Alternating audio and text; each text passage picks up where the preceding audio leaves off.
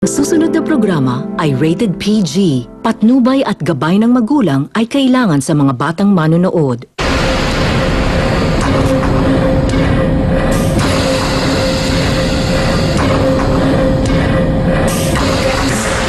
Sa ulo ng bakbakan ngayong hapon, minahan na walang permit sa Zambales, sumaastang astig, kaya respak na ang uusig. Yung lupa na yung pagpaganyan dyan, masasaraduhan yung daanan ng tubig, aapaw yung pati bahay namin maabot.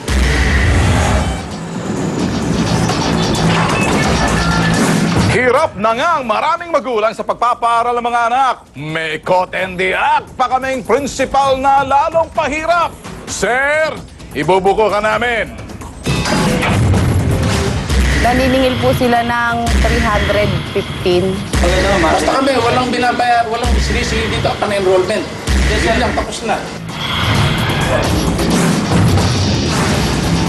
At sa saludo, hindi man makuhang magsalita ang estudyante, tiyak na walang katapusan ng kanilang senyas na pasasalamat. Ito ang kwento ng teacher na nagkaloob ng panahon sa mga estudyanteng bingi.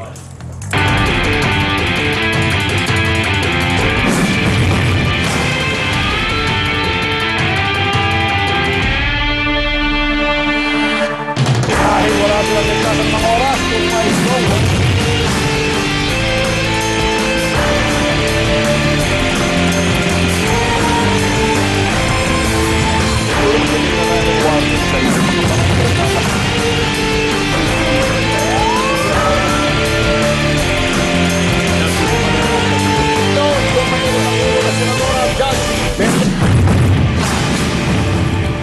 Magandang hapon mga kapatid, habang hinihintay ng lahat kung guilty or not, hatol natin kayo sa mga nabubulgar ditong katiwalian at pang-abuso sa mamamayan. Mga tol, mga guilty, hindi lang tanggal sa tungkulin kundi tanggal din ang good image kuno. Baklasin ang kanilang maskara. Bakbaka na! Illegal mining sa Zambales. Wala nang permit, nakukuha pang magpalusot na hindi doon naman maubos ang bundok. Abay, tinaman ng lintik. Ba't talagang dapat ito'y respakan? Isang text message ang natanggap ng T3. May salot daw na sumisira sa bundok ng Barangay Bulitok, Santa Cruz, Zambales. Nagmimina ng itim na buhangin o tinatawag na nickel at chromite ang LNL Archipelago Mineral. Ang mamahaling material na ito, ibinebenta raw sa China. Kaya, ang mahigit 100 pamilya sa lugar, takot na takot sa napipintong pagbaha kapag hindi ito naawat. Yung lupa na yung pagpaganyan dyan, masasaraduhan yung daanan ng tubig, aapaw yung pati bahay namin maabot. Halos nga kawawa na dito, mas lalo dito kayo, malapit dito sa mga bahay-bahay dito. Maraming residente dito, hindi pwede naman kanyang gagawin nila. Para kumpirmahin ang sumbong, nagtungo kami sa lugar. Sa bungad pa lang na minahan, kitang-kita na namin ang paghakot ng buhangin. Napagalaman ng T3 ang pagmimina. Wala palang permit mula sa lokal na pamahalaan ng Zambales. Hindi kumuha ng mayor's permit yung kumpanya para patagin yung bundok. It's as simple as that eh. Ang ginakatwiran, merong ACC, but again, the bottom line is, ano yung mga minimum requirement? Was it complied? Kasi yun yung sinasabi ng batas eh. Dahil dito, isang ocular inspection ang isinagawa ng lokal na pamahalaan kasamang kawani ng Department of Environmental and Natural Resources o DNR at ilang kongresmang makakalikasan. Idinitalye sa amin ng nag-inspeksyon ang irregularidad ng kumpanyang nagmimina. Well, actually, nakita namin violation na yung cutting of trees, di ba? Tapos at the same time, nakita naman natin yung isang mountain yun na nag-transverse sila ng isang daan doon na pinaplatan nila. Inilabas na rin umano ang cease and desist order para itigil ang operasyon ng minahan. Pero sa kabila ng mga paglabag, nagpapalusot pa ang pamunuan ng LNL Archipelago Mineral. Pero sinasabi po nila nag-clean natin daw namin yung bundok. Makikita nyo naman na andyan pa rin yung bundok. Hindi yung bundok, mound lang yan. Naku mga sir, hintayin pa ba ninyong malubog ng tubig ang mga residente bago kayo tumigil? Ang maganda dito kasi, Tolben, nagkakaisa yung mga kinaukulan. Okay. Yung mga politiko natin, Okay. yung mga nasa gobyerno sa DNR, talagang sinasabi nila illegal at bawal yan. Pero alam mo tol, itong 2 years ago, 3 years ago, not mistaken, Ito yung inoperate na namin noon. Kung the same to na hinati yung bundok. Eh, yung paghati ng bundok, masisira sa mapa yun eh. Okay. Kasi anytime hinati mo ang bundok, sinira mo yung kalikasan para lamang papagmina. Kaya ako'y naniniwala kung isang Zambales yan, Region 3 DNR, dapat alam yan, dapat may permit yan. Kung walang permit, Wala nga raw eh. sino may pasimuno niyan? Nag-ocular inspection na nga yung Kaya- mga mamabatas. Oo. Pati yung mga taga-DNR. Oo. Paano nakalusot? Alam nyo, Ba't pinapayagan? Eto tol ha, if I'm not mistaken, 2010 or 2008, nagkaroon ng hearing dyan sa Kongreso. Yan din, paghati ng bundok, pagpatag ng bundok, para lamang dyan sa, itong bagay na to. Kaya siguro may makakausap ka. Sige. Kausapin natin si Danilo Oikleng, ang hepe ng DNR Region 3. Mr. Danilo Oikleng, magandang hapon. Magandang hapon po. Sir, alam niyo naman po yung pinag-usapan namin, nasabi na po sa inyo ng coordinator namin. Bakit po ganon? Paulit-ulit na lang po, 2010 pa pala, nagkaroon ng hearing sa Kongreso tungkol dyan. Ngayon po, napag-alaman namin, talagang patuloy pa rin, maging yung mga mamabatas natin, mga makakalikasan, mga mababatas natin, talagang sinasabing dapat hindi ginagawa yan ang pagmimina dyan dahil wala rin permit. Bakit ho, napapayagan ng DNR? Ba't hindi po natin mapasalan, hulihin natin yung mga ulupong na yan? Linawin lang po natin, ang pinag-uusapan po natin dito yung paggawa ng kanilang causeway area doon sa Barangay Bolitok. Ay, wala pong mining activity dyan. Ang minahan natin is 25 kilometers away from Barangay Bolitok. Ang nandyan po is yung causeway, stockpile at saka yung pier nila. Okay. Hindi po ito mining. Okay. Ang Sir? ginagawa po nila yung paggawa ng pier. Okay. Tama yon, nasa DNR ang jurisdiction para sa permit ng foreshore lease at saka yung pagputol ng puno, kailangan mayroong permit. Okay. Sir, sir, may tanong lang po Yes. ako, sir. Wag na ho natin pag-usapan nagmina. Pero pagsira, paghati, pagpatag ng bundok, hindi ho ba paglabag ho yan sa ating kalikasan? Or alam ko naman siguro na bago patagin ng isang bundok, kinakailangan may permit yan. Ano ang magiging dahilan yan? Kung hinati yung bundok na yan, pag bumagyo at bumaha, yung bundok na yan ay parang ang kuble para hindi makapasok yung sinasabing pagtaas ng tubig. Pero yun lamang para madaanan, magawa ng pier, kumuha ho ba ng DNR permit yan para maisagawa yung sinasabing pier dyan? Pagdating sa foreshore lease, mayroon silang nakuhang temporary na foreshore lease. Sa inyo ho ba nang galing yan, sir? Sa DNR? DNR region po yan, hindi po sa MGB. Ako po ay sa MGB, kaya hindi Okay. ko po masasagot ng Okay. Pinapasa tayo ni Sir. eksakto Okay, yung sir. inyong tanong po. Sir, pero ito yung maganda ho, sir. Kasi alam nyo, nasa yung Environmental Management Bureau at DNR, isang sangay lang ho kayo. Pero ito ho ba'y na-research ninyo sa inyong kaalaman? Legal ho ba ito o illegal? Yun nga po, mahirap ako ang magsabi kung illegal o legal siya kasi hindi ko po jurisdiction yan. Sir. Yung EMB po, ibang bureau po yun. Sa MGB Okay. po ako.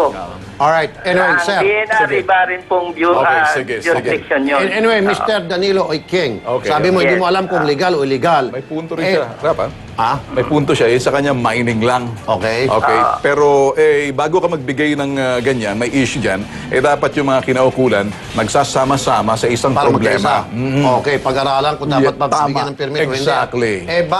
Bakit ang tagal-tagal ng problema yan, hindi pa maayos-ayos hanggang ngayon? Di ba 2010 pa kamo yung problema yan? Para sa akin, Tol Raf, may mga kinalaman dyan ng mga nasa itaas. Halimbawa, ewan natin kung alam ng gobernador ng Zambales. Ewan natin, unang-unang makakaalam yan, gobernador ng Zambales. At yung congressman sa lugar na yan, dahil dapat paimbestigahan yan, kung nga ba'y binigyan ng permit ng DNR, ang DNR talagang dapat In makaalam. fairness, dalawang congressman ang pumapalag.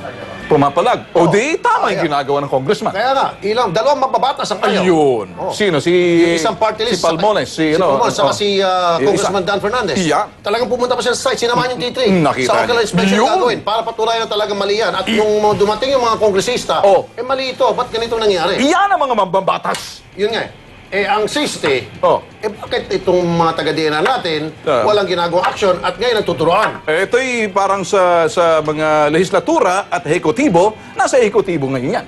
Nasa DNR sa kay Ramon Pahe. Baka kung nakikinig, sir, si Secretary Pahe, ito ho'y pakitingin na lang ho. Pwede natin ito'y balikan bukas. Balikan natin bukas. Sige. Ano ka mo, Mr. Oiking? Mr. Yes. Oiking, sino yung dapat kakausapin namin?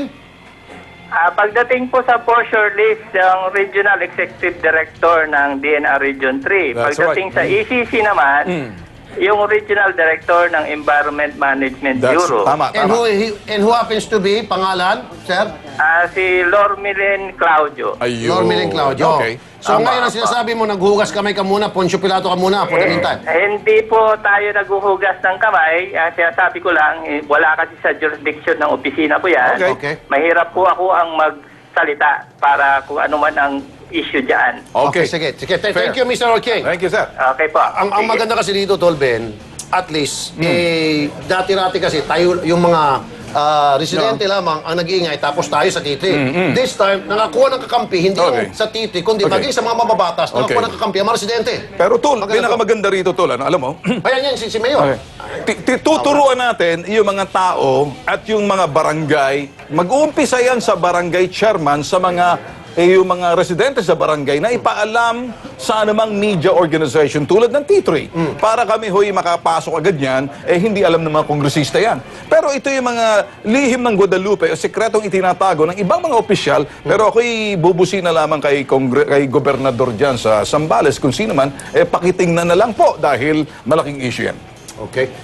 Alright. Sino nasa telepono natin? Yung Mayor? Oh, Mayor, Anong pangalan ni Yorme? Yeah. Si Honorable Honorable Lucito Marti, yung Mayor ng Santa Cruz, Zambales. ang Mayor ng Santa Cruz Zambales. Diyan mismo yung... Ang problema yung naman, ang mayor, hindi naman talaga binaba. binaba daw ni Mayor. Okay. Kung nanonood ka man, Marty, Honorable Hindi, lagyan mo ng honorable. Yan ang gusto niya. Honorable na mayor pa, kung nanonood ho kayo, ito'y importante malaman niyo ho, Mayor, na kami ho'y, bagamat hindi ho kami taga Zambales, pero ito'y tumatayo ho kami, ang programang ito, bilang serbisyo publiko. Baka makatulong ho kayo, Mayor. Pero ang congressman, kung nanonood, ay gobernador nanonood sa atin, mas malaking magagawa. Pero pasalamat na tayo ngayon sa dalawang kongresista na dapat natin saluduhan. Yes. Si Congressman... Dan Hernandez. Dan Hernandez. At saka si Dan Angelo Fernandez. Fernandez, tsaka si Angelo Palmones. Si Congressman Dan Fernandez. Kasi sa ano siya, yung sa environment. Ito naman sa party list na Party list.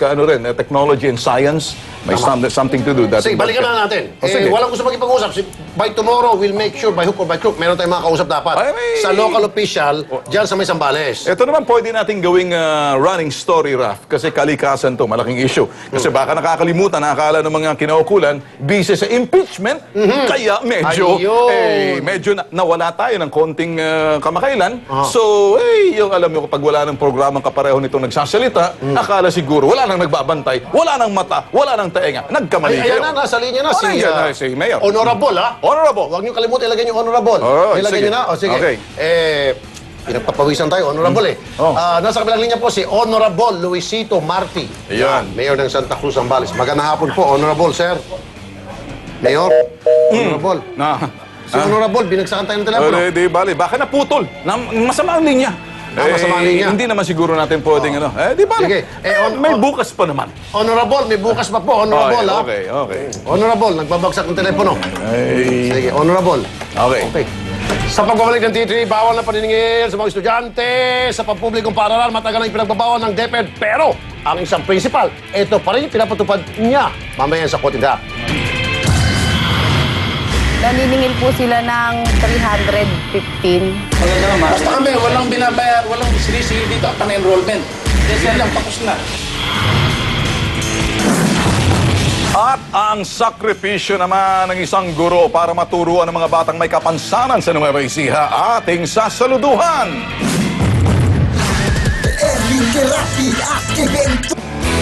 Ang programang ito